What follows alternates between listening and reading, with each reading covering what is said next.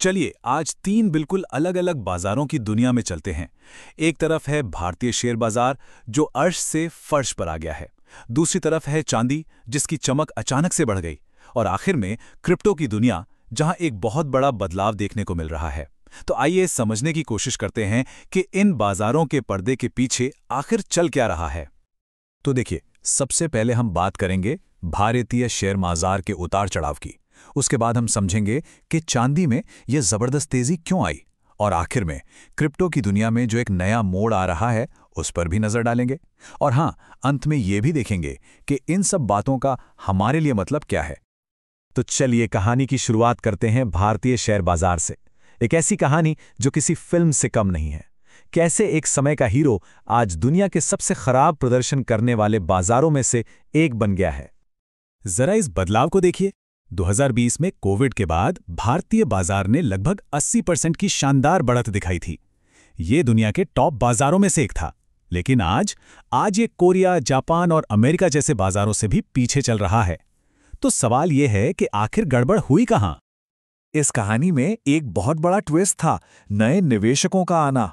सोचिए, करीब 112 करोड़ नए निवेशक बाजार में आ गए। ऐसा इसलिए हुआ क्योंकि अकाउंट खोलना बहुत आसान हो गया था और लोगों में एक फोमो था, मतलब फियर ऑफ मिसिंग आउट, कि कहीं ये बड़ी अपॉर्चुनिटी हाथ से निकल ना जाए। और बस इसी दौरान छोटे यानी रिटेल निवेशकों का जोश तो 7वें आसमान पर था। मार्केट का साइज डबल से भी ज्यादा हो गया।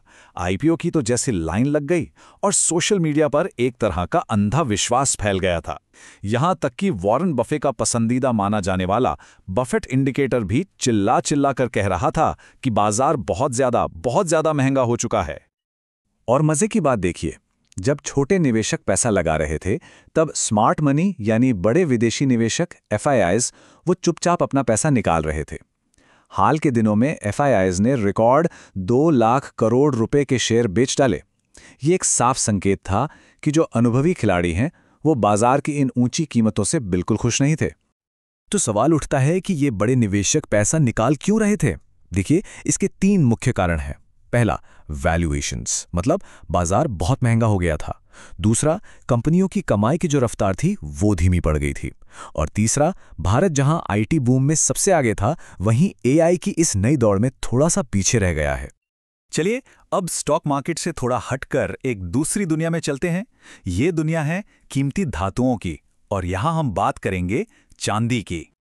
हाल ही में कुछ ऐसा हुआ जिसने सबको चौंका दिया। चांदी जो कई दिनों से गिर रही थी, अचानक एक ही दिन में 6% से ज्यादा उछल गई।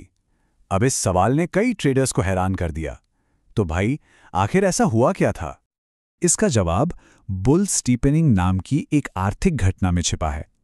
अब ये सुनने में थोड़ा मुश्किल लगता है ना? पर आसान शब्दों में इसका मतलब ये है कि जब सेंट्रल बैंक को लगता है कि इकोनॉमी सुस्त हो रही है तो वो ब्याज दरें घटाता है।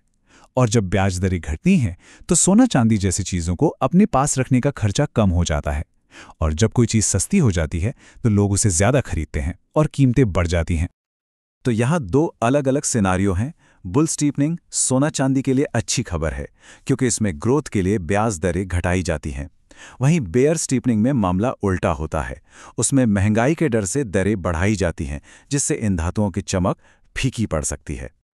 मार्केट में एक बहुत पुरानी कहावत है जो इस पूरी घटना को अच्छे से समझाती है। अफवाहों पर खरीदो, खबरों पर बेचो। हुआ ये कि ट्रेडर्स ने ब्याज दर घटने की अफवाह पर ही चांदी खरीद ली, और जैसे ही खबर पक्की हुई होगी उन्होंने अपना मुनाफा कमाया और बेचना शुरू कर दिया। और अब बात करते हैं सबसे नई और शायद सबसे रोमांचक दुनिया की, क्रिप्टो। यहां भी एक बहुत ही बुनियादी बदलाव हो रहा है। क्रिप्टो की दुनिया में आजकल एक बड़ा ट्रेंड चल रहा है। लोग अब सीईएक्स यानी सेंट्रलाइज्ड एक्सचेंज, जो किसी एक कंपनी की कंट्रोल में होते हैं, उनसे दूर जा रहे हैं और डेक्स यानी डिसेंट्रलाइज्ड एक्सचेंज की तरफ बढ़ रहे हैं, जिन्हें यूजर्स का नेटवर्क मिलकर चलाता है। ऐसा क्यों? क्योंकि एफटीएक्स जैसे बड़े एक्सचेंजों की डूबने के बाद लोगों का भरोसा कम हुआ है और अब वो अपने एसेट्स पर खुद का कंट्रोल चाहते हैं। तो ये नई विकेंद्रीकृत दुनिया काम कैसे करती है? चलिए एक उदाहरण से समझते हैं। स्रोत सामग्री के मुताबिक इंटरलिंक जैसे प्रोजेक्ट से जुड़ने के लिए यूजर्स को ऐप डाउनलोड करने से लेकर फेस स्कैन तक कई कदम उठाने पड़ते हैं। इससे हमें एक आइडिया मिलता है कि यह नया इकोसिस्टम कैसे फंक्शन कर रहा है।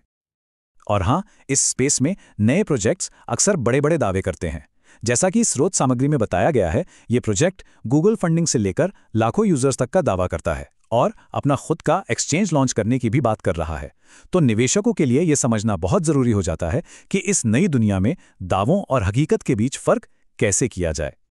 तो चलिए अब इन तीनों अलग अलग धागों को जोड़कर पूरी तस्वीर देखते हैं और समझते हैं कि आज के दौर में इन बाजारों में क्या हो रहा है। तो इन तीनों कहानियों से हमें सीखने को क्या मिला?